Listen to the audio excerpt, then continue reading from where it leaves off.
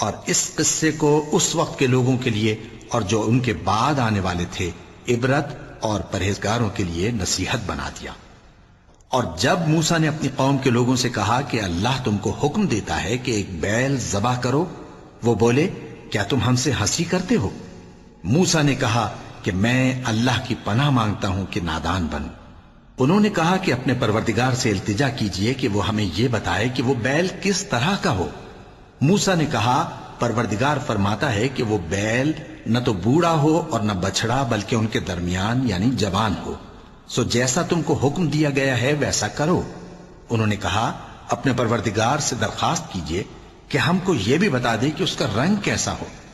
موسیٰ نے کہا پروردگار فرماتا ہے کہ اس کا رنگ گہرا زرد ہو کہ دیکھنے والوں کے دل کو خوش کر دیتا ہو۔ انہوں نے کہا اب کے پروردگار سے پھر درخواست کیجئے کہ ہم کو بتا دے کہ وہ اور کس کس طرح کا ہو، کیونکہ بہت سے بیل ہمیں ایک دوسرے کے مشابہ معلوم ہوتے ہیں، اور اللہ نے